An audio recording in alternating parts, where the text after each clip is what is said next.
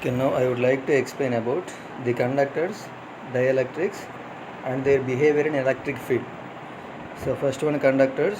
Okay, we know that the conductors are having free electrons. So under the effect of electric field, the available free electrons start moving. The moving electrons strike the adjacent atoms and rebound in the random directions. So this is called the drifting of electrons. Okay, we know that there are three types of materials: conductors, semiconductors, and dielectric materials. So the conductors are having free electrons. If you apply the voltage across the conductor, the free electrons are moving, and finally the current flowing through the conductor. So in conductor case, due to drifting, the electric current flows through the conductors. So the current is called drift current, and the velocity of the electrons is called drift velocity. Okay. So after some time the electrons attaining the constant average velocity, it is called the drift velocity. So the current due to drifting of electrons in metallic conductors is called drift current. So the conductor current is called drift current. So the drift velocity value is directly proportional to the electric field intensity. So Vd bar equals to minus mu E bar. Here negative sign indicates the velocity of the electrons or movement of the electrons is opposite to the direction of the electric field intensity. And here mu is called mobility of the electrons. Mobility or permeability of the electrons. So conductors are nothing but which are having free electrons. If you apply the voltage or field across the conductor, the current flows through the conductors. But in case of dielectrics, it having only the bounded charges. The conductors are having free charges, the dielectric materials are having bounded charges.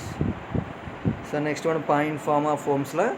This is one conductor, length of the conductor equals to L, the voltage applied across this conductor equals to V, and the electric field equals to E bar, the current flowing through the conductor equals to I. So this is conventional current direction. So consider V, voltage applied across the L length of the conductor having uniform cross section. So the direction of E bar is same as the direction of conventional current. This is conventional current direction. So we know that Ohm's law, V proportional to I. So according to Ohm's law, at a constant temperature, the voltage applied across the conductor is directly proportional to the current flowing through the conductor. So V proportional to the I. This is Ohm's law. So next one, V equals to IR or V equals to I into, in terms of physical dimensions, the resistance equals to rho L by A. Here rho is the resistivity of the material and L is length of the conductor, A is cross sectional area of the conductor. So V equals to I into rho L by A. It can be written as V by L equals to rho into I by A. So V by L. So V by L is electric field intensity. So it equals to E, the voltage by distance. Voltage by distance or voltage by length equals to electric field intensity. So V by L equals to E. It equals to rho into I by A. Current by area. So current per unit area is known as current density. The current density represented by J letter. So rho into J. So J equals to E by rho. Here rho is resistivity. 1 by rho equals to sigma. Okay, 1 by rho equals to sigma. The sigma is called conductivity. So finally J bar equals to sigma into E bar. So this is called point form of Ohm's law. In electromagnetic fields, this is one Ohm's law in terms of fields. So J bar equals to sigma into E bar. Here E bar is electric field intensity, J bar is current density, and sigma is conductivity. So sigma is constant value. It depends on the type of material, the direction of electric field intensity, and current density are same. So next, property of the conductors. So all the electrons are negatively charged and they start repelling each other due to their own electric field. So all are negative in nature. So the repulsive force is present between electrons. So such electrons get accelerated away from each other. So till all the electrons causing interior imbalance. Away from each other till all the electrons causing interior imbalance and reach at the surface of the conductor. Okay, so due to this interior imbalance, all the electrons reach the surface of the conductors. So in conductor, so all the electrons, so maximum amount of electrons present at the surface of the conductor.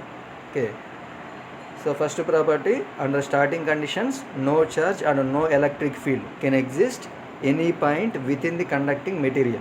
So inside the material, so electric field equals to 0 and charge equals to 0 inside the conductor. So total charge present at the surface of the conductor. So the charge can exist on the surface of the conductor, giving rise to surface charge density. So in conductor, the volume charge density equals to 0.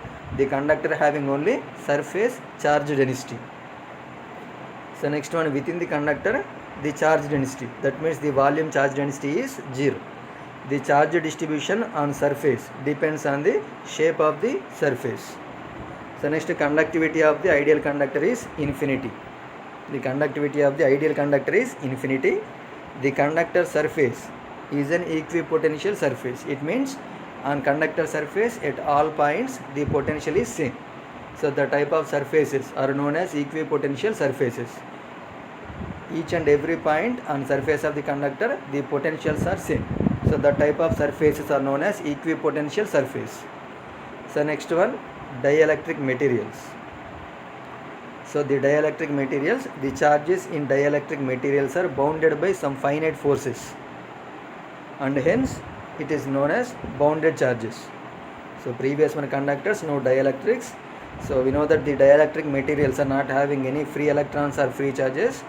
In dielectric materials, the charges are bounded by some finite forces. So these charges are called bounded charges or bound charges. The bounded charges cannot contribute to the conduction process. So conductors are involved in the conduction process, and current is known as conduction current or drift current. The bounded charges in dielectric materials, the bounded charges are present which cannot contribute to the conduction process.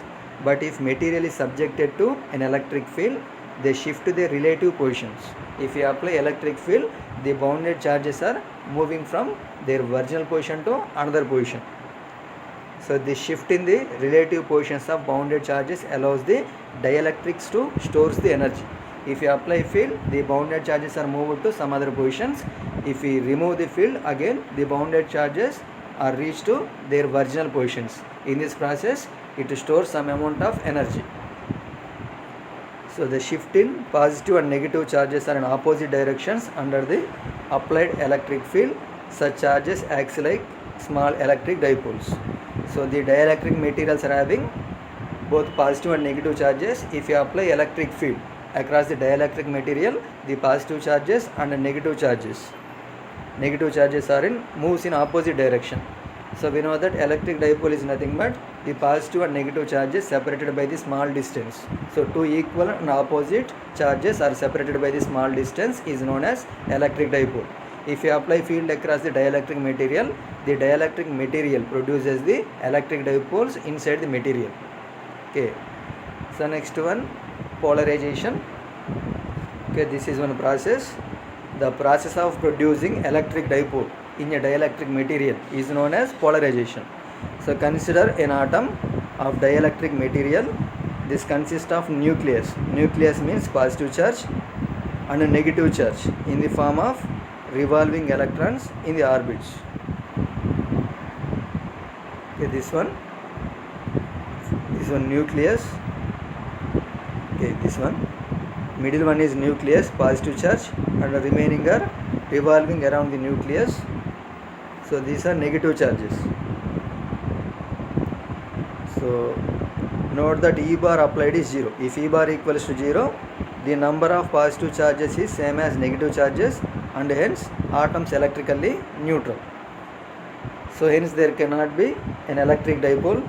This is called unpolarized atom. If electric field equals to 0, it is called unpolarized atom. So when an electric field is applied, the positive charges experiences a force. So according to Coulomb's law, the force equals to Q into E bar. Positive charge force equals to Q into E bar, and a negative charges experiences a force F bar equals to minus Q into E bar in the opposite direction. F equals to formula Q into E. So positive charge equals to plus Q, negative charge equals to minus Q. So positive charge experiences a force of Q into E bar, negative charge experiences a force of minus Q into E bar in the opposite direction. So now there is separation between the nucleus and the center of the electrons. Due to this force, this positive charge shifted to some other position. Okay, nucleus shifted to some other position. So such an atom is called polarized atom. So automatically here the positive and negative charges are separated by this some distance. So here the dipoles are created inside the dielectric material, and this type of atom is known as polarized atom. Okay, so the positive and negative charges separated by the small distance is known as electric dipole. If you apply electric field, the positive and negative charges are moves from their positions due to the force. So positive charge force equals to Q into E bar, negative charge force equals to minus Q into E bar. So due to these forces, the positive and negative charges are moves in opposite directions. So finally, the electric dipoles are created inside the dielectric materials. Okay. So it can be seen that electrons cloud has a center separated from the nucleus. This forms an electric dipole. The dipole get aligned with the applied field. Okay. So the applied field, in applied field direction, the dipoles are aligned. So this process is called polarization of the dielectric materials. The process of producing dipoles in dielectric materials is known as polarization. So to create dipoles, we have to apply the electric field across the dielectric material. So if we apply electric field across the dielectric material, the positive charges and negative charges are moves in opposite directions. So finally the dipoles are produced inside the dielectric material. This process is known as polarization. So there are two types of dielectric materials: non-polar dielectric materials and polar dielectric materials. So we know that dipole means two equal and opposite charges separated by the small distance. This is one electric dipole. Here distance between the charges equals to d and applied field equals to E bar.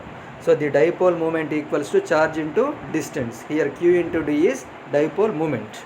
Okay, dipole moment is nothing but Q into d. Okay, if distance equals to s, the dipole moment equals to Q into s. So there are two types of dielectric materials: non-polar and polar dielectric materials. So first one, in non-polar materials, in non-polar molecules, the dipole arrangement is totally absent in the absence of electric field. Here, if electric field equals to 0, the dipoles equals to 0. So it results only when electric externally field E bar is applied to it. So in non-polar type of dielectric materials, the electric dipoles are created only when if you apply electric field. But in case of in polar molecules, the permanent dipoles present. The permanent dipoles are present between centers of the positive and negative charges. Okay, without electric fields also, the permanent dipoles are present in non-polar, in polar dielectric materials. Okay, or in polar molecules, the permanent dipoles are present. If E bar equals to 0 also, the type of materials are having electric dipoles, but the dipole moment equals to 0. In polar dielectric materials, the dipoles are present in the absence of electric field, but the dipole moment equals to 0. Okay, so but the dipoles are randomly oriented on the application of E bar. The dipoles are oriented in the direction of E bar. So the dipole moment equals to P equals to Q into D bar. In non-polar dielectric materials, the dipoles are absent when E bar equals to 0 and the dipole moment also 0. But in case of polar dielectric materials, the dipoles are present when E equals to 0 and the dipoles are oriented in randomly. The resultant dipole moment equals to 0. Okay, in the absence of E bar equals to 0, dipoles are present, but a dipole moment equals to 0. On the application of E bar, the dipoles are oriented in the direction of the applied electric field. So in that case, the dipole moment will increase. Okay. So two types of dielectric materials: polar dielectric materials, non-polar dielectric materials. The polar dielectric materials are having permanent electric dipoles in the absence of electric fields also. So these type of materials are having the dipoles, but the dipole moment value equals to 0. If you apply electric field across the polar dielectric materials, in that case the dipoles are oriented in the direction of the applied electric field, then the dipole moment increases. Okay, but in case of non-polar dielectric material, in the absence of electric field, the dipoles are absent or the dipoles are 0. If you apply electric field, in that case only the dipoles are created inside the non-polar dielectric materials and the dipole moment also increases. Okay, so on the application of electric field only the non-polar dielectric materials having electric dipoles and dipole moment. So next one, the mathematical expression for polarization. The mathematical expression for polarization. So when the dipole is formed due to polarization, there exists a dipole moment. If dipole is there, automatically there exists dipole moment. Dipole moment is represented by P bar. It equals to Q into D bar. Here Q is charge and D bar is distance between the positive and negative charges present in the electric dipole. So it can be D bar, or we can write it as S bar. So P bar equals to Q into D bar, or P bar equals to Q into S bar. If a dielectric material having n number of dipoles, in that case the dipole moment equals to, so total, by applying superposition we can find the total dipole moment. So first dipole moment, second dipole moment, up to n dipoles dipole moment. So P total equals to Q1 D1 plus Q2 D2 up to Qn Dn, or it equals to sigma I equals to 1 to n del V Qi Di.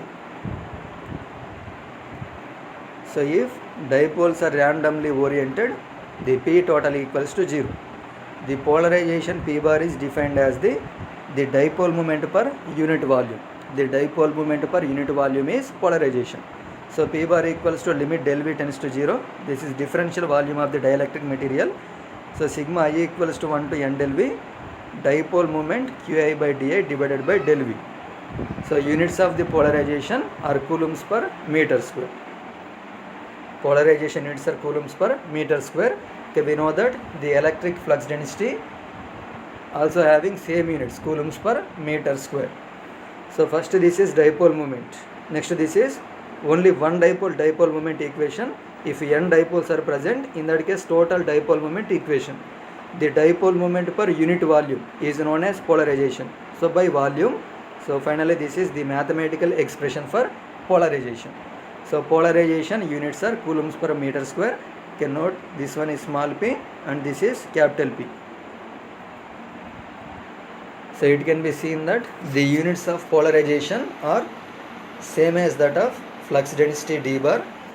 So the polarization increases the electric flux density. Okay, the polarization process increases the flux density inside the dielectric material. So hence we can write the flux density in dielectric material is d bar equals to epsilon naught E bar plus P bar.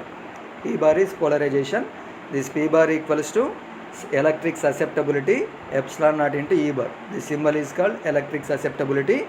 It depends on type of material. Or d bar equals to epsilon naught E bar plus susceptibility into epsilon naught into E bar. Or d bar equals to susceptibility plus 1 epsilon naught into E bar.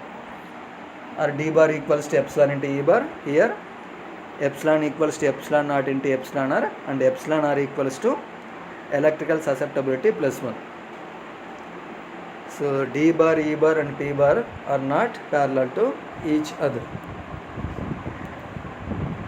Okay, here, so first one, so the units of the polarization and electric flux density are same. So the polarization process increases the electric flux density inside the dielectric material. So we can write as the electric flux density d bar equals to the electric flux density in free space plus polarization. This polarization formula, this one. So now substitute polarization in this equation, and finally we get d bar equals to susceptibility plus 1 epsilon naught into E bar. The susceptibility plus 1 is epsilon r. So epsilon is nothing but relative permittivity. So the relative permittivity susceptibility relation, the relative permittivity equals to susceptibility plus 1.